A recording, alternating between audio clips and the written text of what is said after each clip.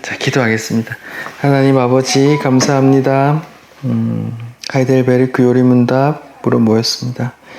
말씀의 계명의 의미들을 또 깊이 생각하는 시간 되게 도와주십시오. 예수님 이름으로 기도합니다. 아멘. 네,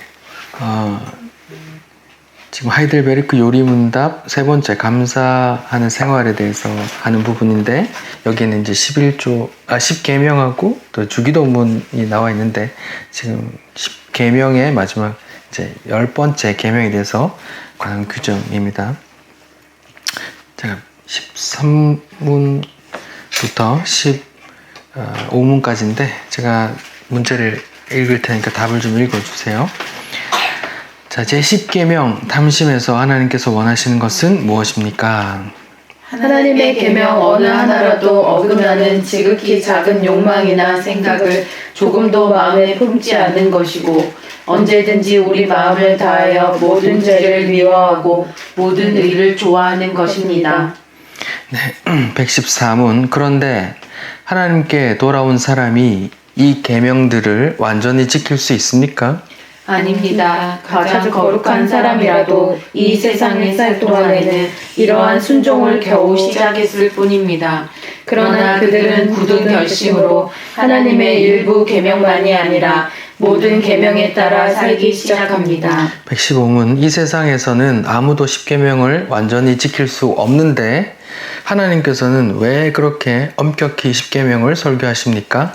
첫째, 평생 동안 우리의 죄악된 본성을 더욱더 알게 되고, 그리하여 그리스도 안에서 죄사함과 의로움을 더욱더 간절히 추구하도록 하기 위함입니다. 둘째, 이 세상의 삶을 바치고 목적지인 완전에 이를 때까지 하나님의 형상으로 더욱더 변화되기를 끊임없이 노력하고 하나님께 성령의 은혜를 구하기 위함입니다. 네, 제 10계명 10번째 이웃에 대해서 탐심하지 말라.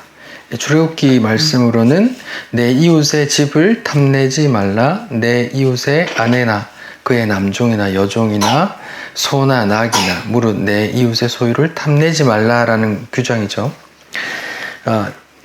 이제 10번째 탐심에 대한 규정을 이제 넣어놓으신 이유들이 이제 저희가 10계명 주일 설교할 때 말씀을 나눴죠. 이게 탐심이라는 게 자기를 위한 거고, 사실은 이제 10계명 전체가 자기를 위한 것에 대한 반증이고, 그 마지막으로 이렇게 도장을 꽝 찍은 게 탐심이다. 자기를 위한 모든 이기심이 탐심이니까.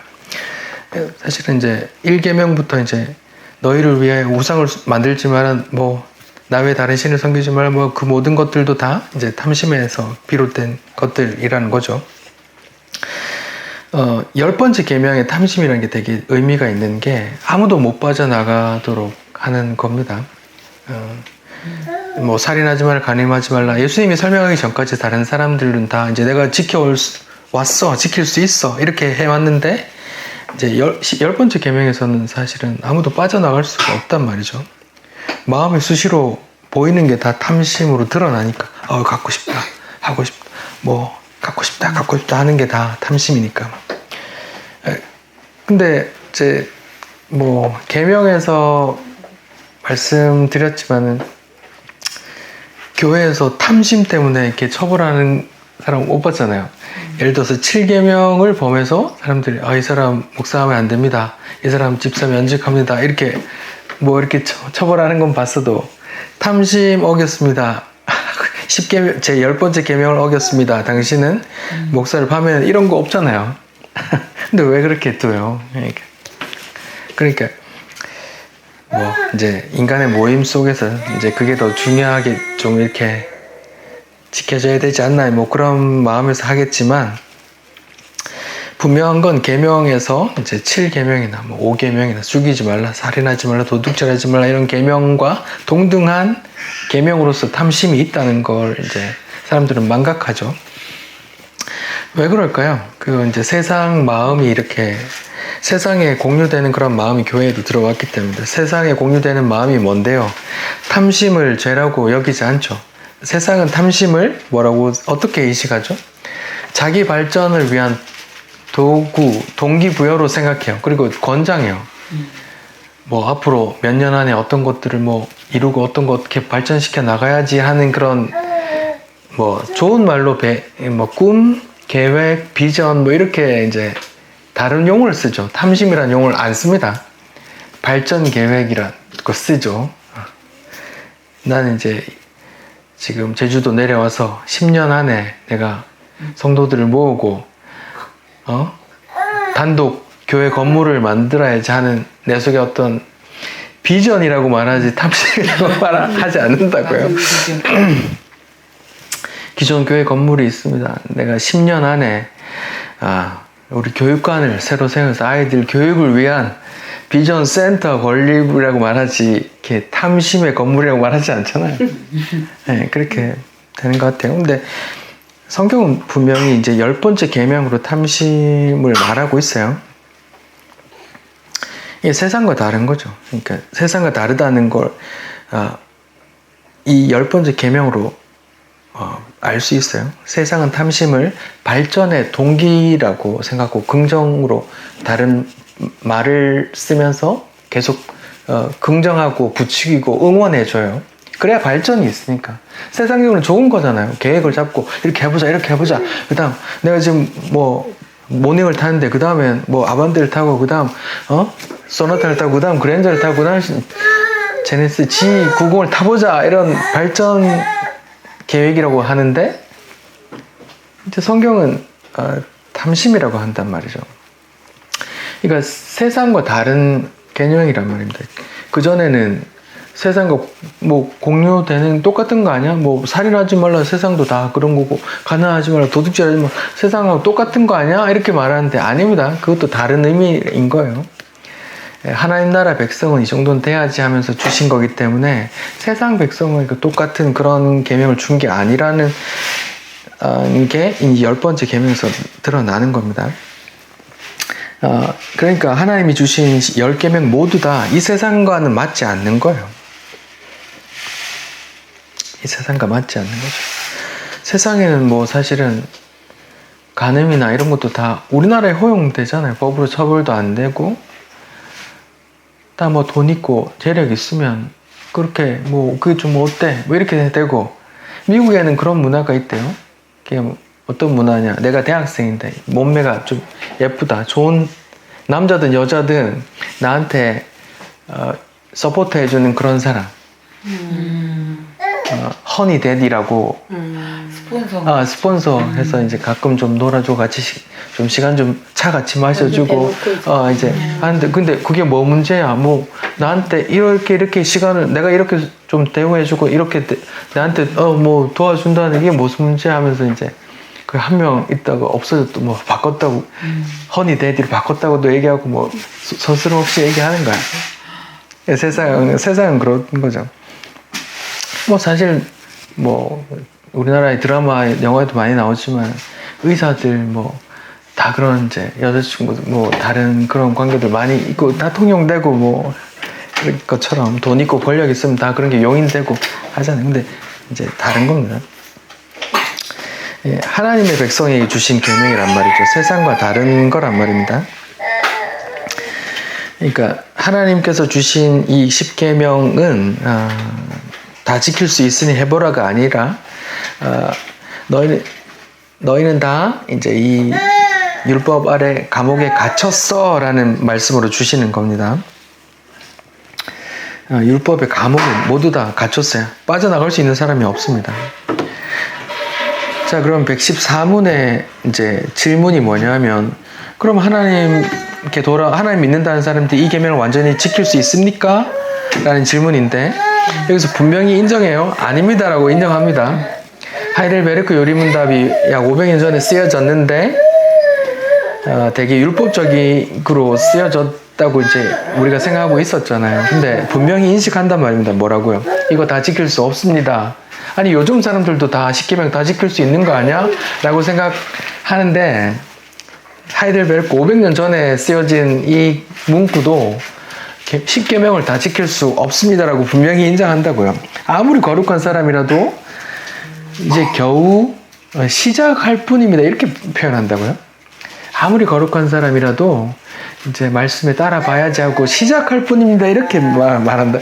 원 스텝 했다는 그 정도의 의미로 쓴다고요. 그러니까 시편에 그 이제 그런 부분이 좀 있는데 계명 아무도 지킬 수 없는데 그러면 계명 이제 신앙의 선배들은 어떤 의미로 계명을 받았을까? 그죠? 율법을 사랑하고 한번 지켜보려고 하는 그 원 스텝으로 가는 그런 움직임? 그런 걸 느낄 수 있는데 제가 한번 읽어볼게요. 그런 느낌이 나는지 한번 보세요. 시편 119편 5절. 내 길을 굳게 정하사 주의 율례를 지키게 해주세요. 기도하는 거예요. 시편 119편에 이제 시편 기자가 이렇게 기도하는 거예요. 내 길을 굳게 정하사 주의 율례를 지키게 해주세요 하고 기도하는 거야. 다 지킬 수 없다는 걸 전제하는 거잖아요. 8절에 내가 주의 율례들을 지키오니 나를 아직 버리지 마십시오. 내가 지켜 볼 테니까 버리지 마세요. 청년이 무엇으로 행실을 깨끗하게 하리이까 주의 말씀만 지킬 따름입니다. 내가 전심으로 주를 찾아싸우니 주의 계명에서 떠나지 말게 좀 제발 좀 해주세요. 내가 간절히 붙듭니다. 내 계명 주의 말씀에서 벗어나지 않게 해주세요. 기도한다는 건 뭐예요? 수시로 벗어난다는 말이잖아요. 11절 내가 주께 범죄하지 아니하려 해요. 주의 말씀을 내 마음에 두었습니다. 내가 수시로 범죄하는데 안 하려고 말씀을 이렇게 꼭 붙듭니다. 이런 기도거든요. 12절 탄송 받으실 주 여호와여 주의 연로를 내게 가르쳐 주세요 하면서 주의 입의 모든 규례들을 나의 입술로 선포하며 내가 모든 재물 즐거워하는 것 같이 주의 증거의 도를 즐거워하였나이다. 내가 주의 법도들을 작은 소리로 읊조리며 주의 길들에 주의하며 주의 율례들을 즐거워하며 주의 말씀을 잊지 않겠습니다. 이렇게 기도하는 거예요. 이게 시편 기자 이제 말하자면 신앙의 선배라고 할 수 있는데 시편 115편의 기자도 이제 이렇게 기도하는 거예요. 나는 범죄를 계속 할 수밖에 없는데 범죄 안 하려고 말씀 붙듭니다. 제발 좀 이렇게 지키게 도와주세요. 말씀을 좀 깨닫게 해주셔서 지키지 않게 좀 도와주세요. 이렇게 이제 내가 주의 말씀을 내가 입술로 이렇게 읊조리면서 벗어나지 않으려고 애쓸 테니까 좀 도와주세요. 이런 기도가 들어있는 거예요. 18절 내 눈을 열어서 주의 율법에서 놀라운 것을 보게 해주세요. 나는 땅에서 나그네가 되었사오니 주의 계명을 내게 숨기지 마세요. 주의 규례들을 항상 사모함으로 내 마음이 상합니다. 주의 말씀을 사모하는데 내 마음이 왜 상해요? 못 지키니까 상하는 거야. 말씀을 이렇게 사모하고 붙들려고 하는데 내 마음이 상하는 거야. 나는 그 말씀에 빗대어서 너무 죄인으로 드러나니까 상한다고 하는 거야. 내 눈을 열어서 주의 율법에서 놀라운 것을 보게 하소서 이렇게 했고 27절 나에게 주의 법도들의 길을 깨닫게 하여 주소서 그리하면 내가 주의 기이한 일들을 작은 소리로 웁조르겠습니다. 네, 주의 말씀을 내가 작은 목소리로 이렇게 되뇌이면서 거기서 벗어나지 않도록 하겠습니다. 33절 여호와여 주의 율례들의 도를 내게 가르치소서 내가 끝까지 지키겠습니다. 끝까지 지키겠습니다. 끝까지 지키고 싶습니다. 이런 말이에요. 나로 하여금 깨닫게 하여 주소서 주의 법을 준행하며 전심으로 마음 다해 지키고 싶습니다. 기도하는 거예요. 나로 하여금 주의 계명들의 길로 행하게 하소서 내가 이를 즐거워함입니다. 내 마음을 주의 증거들에게 향하게 하시고 탐욕으로 향하지 말게 좀 제발 도와주세요. 주님 탐내지 말라고 했는데 주님 제가 기도하니까 탐내지 않게 좀 해주세요. 이렇게 기도하는 거란 말이에요. 내 눈을 돌이켜 허탄한 것을 보지 말게 해주시고 주의 길에서 나를 살아나게 해주세요. 주를 경외하게 하는 주의 말씀들을 주의 종에게 세워주세요. 40절 내가 주의 법도들을 사모하여 싸우니 주의 의로 나를 살아나게 해주세요. 43절 주의 진리의 말씀이 내 입에서 조금 더 떠나지 말게 해주세요. 내가 주의 규례들을 바랐으니이다. 내가 주의 율법을 항상 지키겠습니다. 영원히 지키겠습니다. 라고 기도하는 게 뭐야? 계속 지킬 수 없을 것 같아요 하면서 기도하는 거란 말이에요. 47절 내가 사랑하는 주의 계명들을 스스로 즐거워하며 내가 사랑하는 주의 계명들을 향하여 내 손을 들고 주의 말씀들을 작은 소리로 읊조립니다. 왜 읊조릴까요? 벗어나지 않게 하려고 하는 그런 마음이 담겨 있단 말이에요. 시편 기자는 자신의 부족함, 내가 율례를 다 지킬 수 없다는 걸 알고 어떻게든 주의 계명을 붙잡아 살려고 기도하는 거란 말입니다. 시편 119편에 특히 이런 게 나와 있는데 이제 구약의 성도들도 알아요. 뭘 아느냐? 내가 율법을 다 지킬 수 없습니다. 탐내지 말라는 건 어떻게 해야지 다 안단 말이에요. 근데 기도한단 말이에요. 주님, 제가 허탄한 것을 보지 않게 기도해 주세요. 탐심 갖지 않게 해주세요. 기도한단 말입니다. 부족한 걸 다 알면서. 자, 그러면 이제 114문 질문이 그럼 이 계명 다 지킬 수 있습니까? 아니요. 그럼 왜 지키는 데가 15문이에요? 그 왜 설교하신 거예요? 그럼 왜 십계명 엄하게 이렇게 계속 얘기하시는 거예요? 라는 거죠. 이게 이제 저희가 계속 이 관점으로 십계명을 말씀을 나눠봤어요. 첫째, 평생 동안 우리 죄악된 본성을 더욱더 알게 하고 그로 인해서 그리스도 안에서 죄사함과 의로움을 간절히 추구하게 하기 위함입니다. 라는 거죠. 이게 십계명 주신 첫 번째 이유고, 두 번째는 부족하지만 계속 이렇게 순종해 나가도록 기도하기 위함이란 말이에요. 그럼 이제 생각할 수 있죠.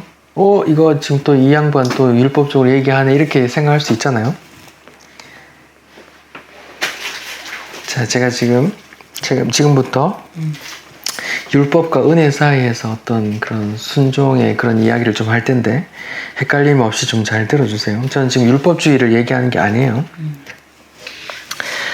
이걸 이렇게 다 지킬 수 없는데 그래도 말씀을 전합니다 하면 이거 또 다시 율법 전하는 거 아니야?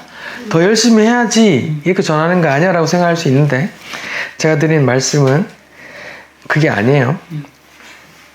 제가 그렇게 전해서 사람들이 강제로 억지로 할 수 있습니다. 근데 그게 드러나겠죠. 언젠가는 드러나요.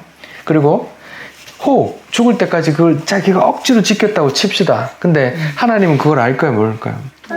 아시죠? 그럼 그 사람들이 어떻게 돼요? 주여, 제가 주의 이름으로 이것도 하고 해서 이것도 했습니다. 이렇게 되는 사람들이에요. 그래서 그 사람들에게 주님의 말씀이 뭐예요? 주님의 말씀이 불법을 행하는 자들아 내게서 떠나가라 한단 말입니다. 제가 지금 그렇게 강제로 억지로 하라는 말씀을 드리는 게 아니에요. 잘 들어보십시오. 먼저 로마서 3장 20절의 관점으로 제가 십계명을 계속 설교해 왔습니다. 로마서 3장 20절이 뭔데요? 율법의 행위로 의롭다함을 얻을 육체가 없다. 그러니까 율법으로는 죄를 깨닫는 거야 라는 관점으로 제가 계속 십계명을 설교했었죠. 이 논리에 따르면 이성적으로는 이런 생각이 들어요. 어떤 생각이 드냐면 어차피 인간은 율법을 지킬 수 없잖아. 그럼 율법을 지키려고 노력할 필요가 있나? 그냥 편하게 자유롭게 내 마음대로 살면 되지 않나? 라는 생각이 반드시 들잖아요. 이게 논리적 흐름에 맞는 거잖아요. 율법 앞에 의로운 사람이 없어.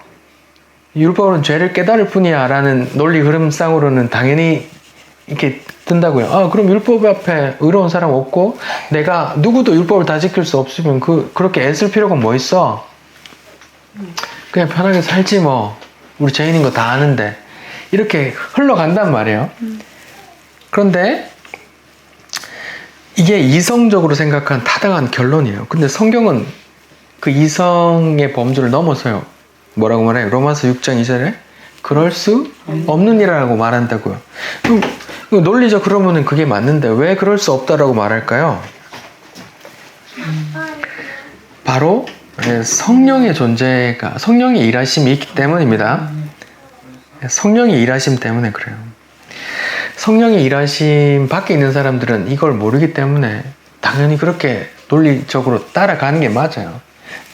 근데 성령께서 관여하시면 그렇지 못하게 하신단 말입니다. 성령은 우리 이성 범위를 넘어서 우리 삶에 개입하시거든요. 그래서 뭐에 대해서? 죄에 대해서, 의에 대해서, 심판에 대해서 가르치고 책망하고 우리가 원치 않는 방향으로 이끄신다고 하시는 분이 성령님이시거든요. 베드로에게 말했잖아요. 바울에게 말했나요? 베드로에게 말했죠. 너 젊었을 때 네가 네 마음대로 원하는 대로 갔지만 이제는 사람들이 너를 띄워서 네가 원치 않은 방향으로 이끌어 가신다는 게 그 성도들의 그런 가는 길을 표현해 놓으신 거거든요. 그걸 이제 성령께서 하시는 거란 말이죠. 로마서 6장을 한번 읽어볼게요. 그런즉 우리가 무슨 말하리요? 은혜를 더하게 하려고 죄에 거하겠느냐? 죄가 더할수록 은혜가 더하다 하니까 내가 그냥 죄 깊이 들어가서 내 은혜 알련다 하면 되지 않아요? 그게 논리적 흐름에 맞는 거잖아요. 근데 그 논리적인 흐름에 벗어난 거. 그럴 수 없다는 거예요. 왜요? 죄에 대해서 죽은 우리가 어찌 그 가운데 살리요 하면서 이제 예수 그리스도에 대한 얘기를 하거든요. 들어보세요. 6장 3절. 무릇 그리스도 예수와 합하여 세례받은 우리는 그의 죽으심과 합하여 세례받은 줄 알지 못하느냐. 이제 예수 그리스도와 합하여 세례받는다는 건 뭐냐? 주님과 함께 죽는 걸 말해, 이렇게 말하는 거예요. 그러므로 우리가 그의 죽으심과 합하여 세례받음으로 그와 함께, 예수와 함께 뭐예요? 죽었다고 말해요. 그리고 이는 아버지의 영광으로 말미암아 그리스도를 죽은 자 가운데 살리신 것 같이 우리 또한 새 생명 가운데 행하게, 이렇게 다시 부활하게 하시기 위함이란 말이에요. 이와 같이 너희도 11절 너희도 너희 자신을 뭐에 대해? 죄에 대해서는 어떻게 해요? 죽은 자로 여기고 그리스도 안에서 하나님께 대하여는 살아있는 자로 여길지어다. 이제 그 영원한 관점 속에서 그런 지위를 얻었으니 여기서는 그런 줄 알아. 이제 그렇게 여겨. 그렇게 안 믿기겠지만 그런 줄 알아. 그런 지위가, 그런 상태가 너에게 주어졌어라고 이제 이렇게 그런 줄로 알아, 이렇게 많은 말이에요. 바울은 성도의 죽음에 대해서 말하고 있어요. 성도의 죽음에 대해서 말하고 있다고요. 성도의 죽음을 누가 끌고 가는데요? 예수의 영, 주의 영, 하나님의 영, 성령이 성도의 죽음으로 끌고 가거든요. 모든 죄인은 어떤 방향으로 살아가요? 자기가 살아나려고 하는 방향으로 살아가요. 인간 스스로 자기를 죽이려고 하는 방향으로 끌고 가지 않아요. 자살은 뭔데? 자살하는 사람도 있잖아요. 자살도 어떤 어려운 상황 속에 자신이 벗어나고자 이제 살려고 하는 방향으로 나가는 것, 거기서 아예 그런 어려운 상황에서 자유로워지고 싶다 하면서 자기가 살려고 나가는 거라는 관점에서 똑같아요. 스스로 삶을 포기하는 사람들도. 그리고 분신 자살도 있잖아요. 어떤 목적을 위해서 민주투사, 이거는 이 노동법 바꿔야 돼 하면서 옥상에서 불 지르고 뛰어내리는 사람들조차도 사실은 자기 목적을 이루려고 하는 거거든요. 그럼 분신 자살도 자신의 뜻을 이루려고 자기가 원하는 방향으로 이끌려고 하는 거기 때문에 다르지 않아요. 모든 죄인은 자기가 살아가려고 자기가 원하는 방향으로 끌고 가요. 근데 성령께서 성도를 그 반대 방향으로 이끌고 가세요. 성령의 일이라고 하는 거예요. 사람이 억지로 하는 거 아닙니다. 이게 목사가 이렇게 하세요 해서 하는 게 되는 게 아니라고요. 이게 성령의 일이에요. 그러니까 보이지 않는 성령님의 일이니까 성령을 모르는 사람은 그렇게 해, 이렇게 해야 돼 하면서 이렇게 말하기도 하고, 그렇게 연기하기도 하고, 그렇게 마치 성화가 이루어진 사람인 양 자기를 포장하기도 하고 한단 말입니다. 근데 그거 다 소용없어요. 하나님 앞에 사람은 속일 수 있어도 하나님은 속일 수 없기 때문에 그게 성령의 일이란 말입니다. 성령께서 그렇게 끌고 가세요.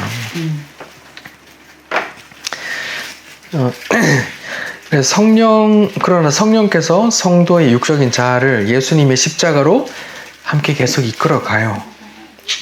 이것이 바로 성도의 죽음이며 자기 십자가를 지고 주를 따르게 한다는 거예요. 예수님께서 말씀하시잖아요. 나를 따르려거든 자기 십자가를 지고 나를 따르라고 하는데 누가 자기 십자가를 지고 싶겠어요? 베드로조차도 주님 십자가 앞에서 다 도망가잖아요. 모든 사람은 그런데 그렇게 십자가에 매달려서 예수와 함께 같이 십자가에 못 박는 자리로 끌고 가는 사람이 있는데 그분이 성령님이고 그 일은 성령께서 하신 일이란 말입니다. 그러니까 성령의 역사하심과 상관없는 사람은 그렇게 말할 수밖에 없어요. 또 때가 안 차서 성령의 이끄심을 아직 못 받은 사람은 어떻게 말하는 게 당연해요. 이성의 논리에 따르면 뭐요? 막 살자가 이성의 논리에 맞는 거란 말입니다. 아무도 율법을 지킬 수 없어. 그럼 난 왜 노력해? 소용없다며. 하나를 지켜도 99개 다 지키고 하나 어겨도 다 빵점이라며. 다 죽는 거라며. 그거 왜 지켜? 하는 게 논리적 흐름으로 맞단 말입니다. 근데 그게 그런 논리에 벗어날 수 있는 이유가 뭐예요? 성령의 개입하심이기 때문에, 성령의 일이기 때문에 우리 뜻대로 그렇게 되지 않는단 말이죠. 혹 누군가 그럼 뭐 내 멋대로 살아도 되겠네라고 하는 사람이 있을지언정 그 사람에게 언젠가 성령께서 이끄심이 자기도 겪고 나면 이제 겪기 시작하면 이제 그때는 그게 아니었구나, 그럴 수 없는 이라는 말이 무슨 말이구나 하고 이제 깨닫게 되는 거죠. 성령의 때가 있고 성령의 일이란 말이에요. 사람의 일이 아니고 억지로 하게 되면 이제 그 율법이 될 수밖에 없어요.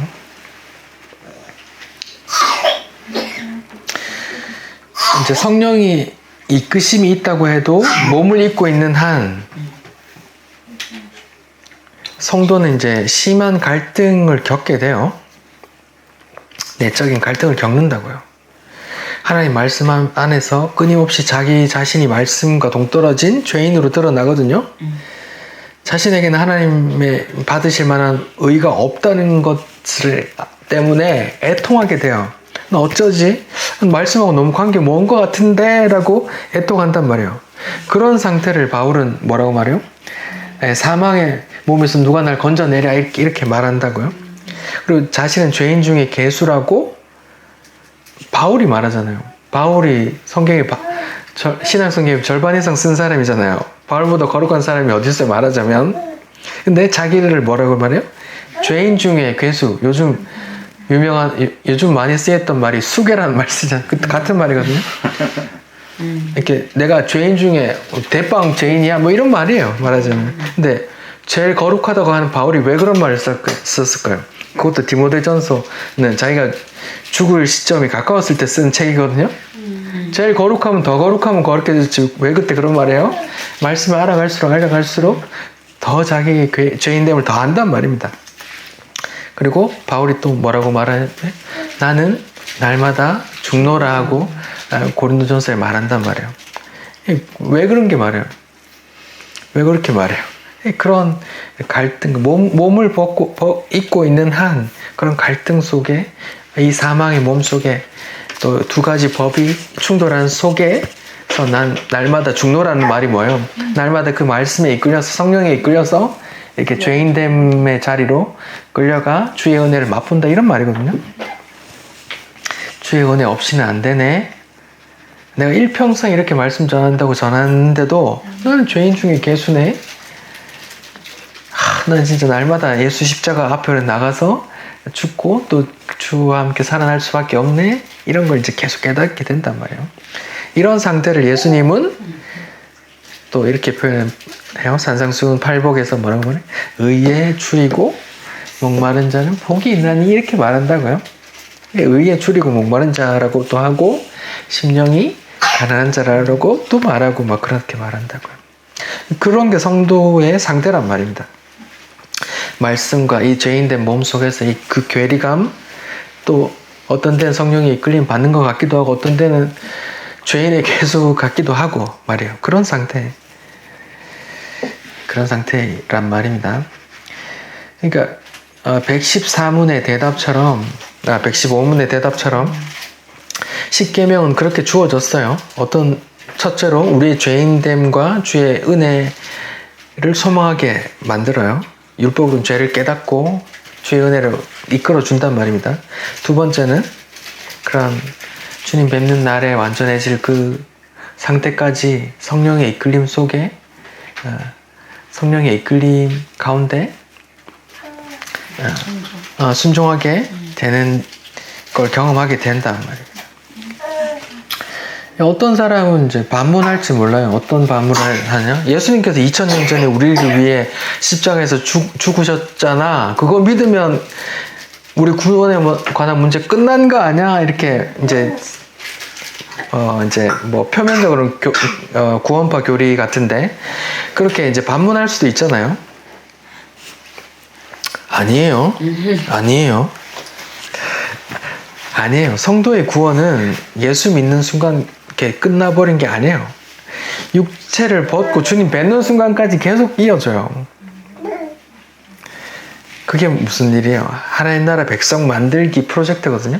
그걸 빌립보서에서는 뭐라 그래요? 우리 안에 시작하신 하나님의 착한 일 우리 안에 시작하시니까 착한 일을 시작하시니까 이렇게 말한다고요. 우리 안에 시작하신 착한 일을 그리스도의 날까지 이루실 리가 뭐 이렇게 말하잖아요. 그게 무슨 말이에요? 우리 구원의 일이란 말이에요. 우리의 죄인됨을 알게 하고 죽을 때까지 주의 몸을 뵐 때까지 그 구원의 여정을 이렇게 이루어 나가실 일을 착한 일이라고 표현하거든요. 하나님께서 성령을 통해 우리를 그렇게 하나님 백성으로 만들어가는 그 여정을 우리 안에 착한 일을 시작하시니가 그리스도의 날까지 완전히 이루실 줄을 믿습니다. 이렇게 표현한단 말이에요. 성경에 그렇게 써놨단 말입니다. 그러니까 뭐 예수 믿으면 끝 아니야. 우리 그 구원은 따놓은 당상이고 이게 아닙니다. 네. 근데 다들 그렇게 생각하잖아요. 그러면 이제 나 죽으면 구원받는 거는 이제 당연하고 이 땅 살 동안 계속 어려운 문제 기도해야지 이렇게만 생각하잖아요. 그게 아니란 말입니다. 사람들이 오해하는 거예요. 하나님께서 우리 안에 시작하신 그 하나님 백성 만들기라는 그 일을 하나님께서 우리 몸을 이 썩어질 몸을 벗을 때까지 계속 이루어 가신단 말입니다. 그러니까 이게 성령의 일이란 말이에요. 예, 하나님의 택함 받은 사람에게만 성령의 간섭하심이 있고 이 말씀이 관계된 거예요. 성령과 관계 없는 사람이 그냥 이렇게 말씀을 듣고 그 지적으로 이해해서 이 논리적으로 따르시면 율법 아무 상관 없잖아. 이제 내 몸대로 사는 게 뭔 상관이야. 이렇게 이렇게 돼요. 이성적으로 그게 이끌어 가는 거란 말입니다. 그 십자가 마을 목사님께서 그런 쪽으로 나가셨어요. 처음에 막 말씀 전한다고 막 했죠. 또 김성근 목사님이 그 목사님 말씀 듣고 했는데 거기서 나오신 분이 누구세요? 태국의 강구만 장로님이잖아요. 그분이 이제 그 교회 십자가 마을 안에 장로님이셨는데 이제 뭐 비리를 본 거예요. 목사하고 어떤 장로하고 비리를 봤어. 근데 목사한테 가서 따졌더니 그 복음 전한다는 목사님이 하는 말이 이게 복음하고 뭔 상관 있나 하면서 이제 장로가 이제 마음대로 어떤 이권들을 이용하고 나는 말씀만 전할게 하면서 이제 묵인하는 걸 그렇게 다 쇼부 봤어. 그걸 지적하니까 복음하고 이거하고 뭔 상관이고 이렇게 이제 나온 거지. 그래서 그 장로님이 그거하고 맞냐 이게 맞냐 하면서 이제 이렇게 분쟁하시고 인터넷으로 막 설전하시는 걸 김성근 목사님이 보고 막 여기서 이렇게 되는구나 하면서 그렇게 봐왔던 거죠. 결국은 이런 겁니다. 성령의 관여하심에 따르고 순종하는 부분 인정하느냐 안 하느냐. 뭐 죄와 상관없는 이제 진리가 됐는데 내 마음대로 살면 되지 않나. 이런 관점이 그런 거예요. 그게 아니란 말입니다. 로마서 6장에 후반부에 보면 의의 종이 이런 표현을 하거든요. 그러니까 죄의 종이 되었다가 구원받으면 성도는 이제 의의 종이 되는 거란 말입니다. 내가 의의 종이었다고 구원받았으니까 내 마음대로 하는 자유인이 신이 돼야지 이게 아니라 죄의 종이었다가 하나님의 종이 된단 말입니다. 이게 바른 자리로 돌아온다. 하나님의 피조물로 바른 자리로 돌아온다. 이거란 말입니다.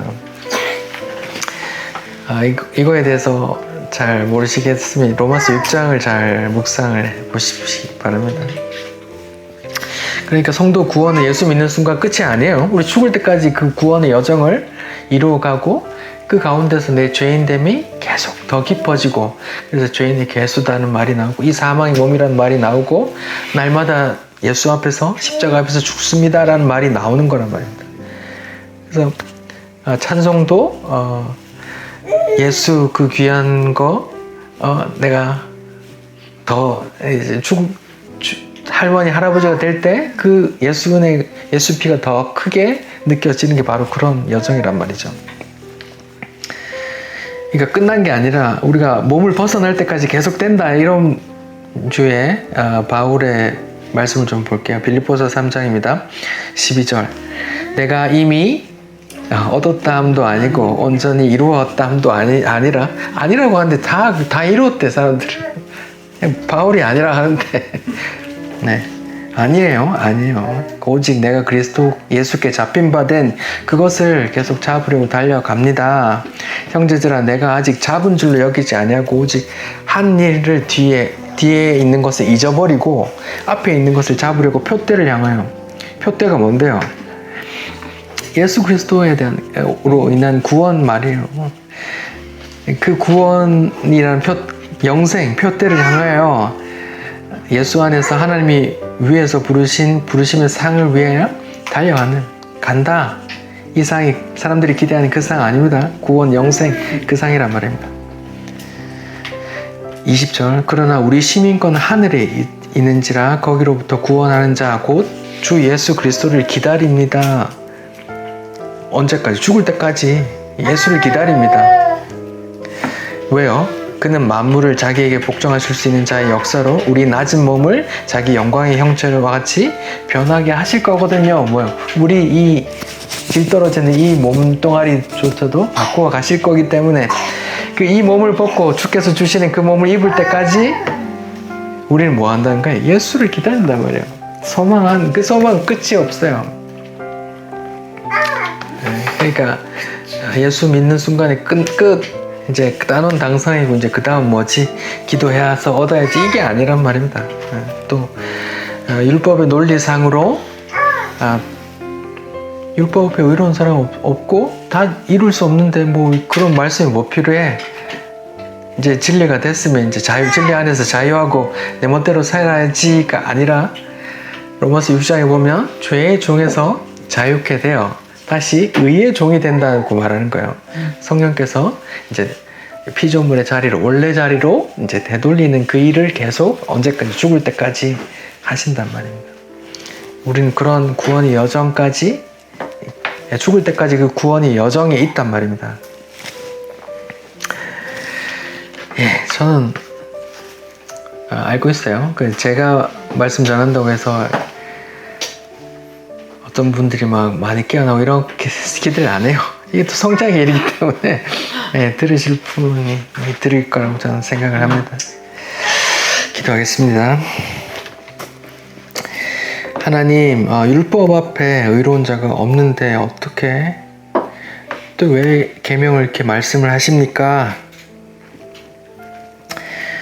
우리의 죄인됨을, 또 우리 사망의 몸을 죽을 때까지 또 보게 하시고 그 예수의 은혜가, 예수의 피가, 예수의 십자가가 날마다 더 커져 가는 것을 또 알게 하시고 또 의의 종되게 또 성령의 이끌림을 또 말씀해 주시니 감사합니다.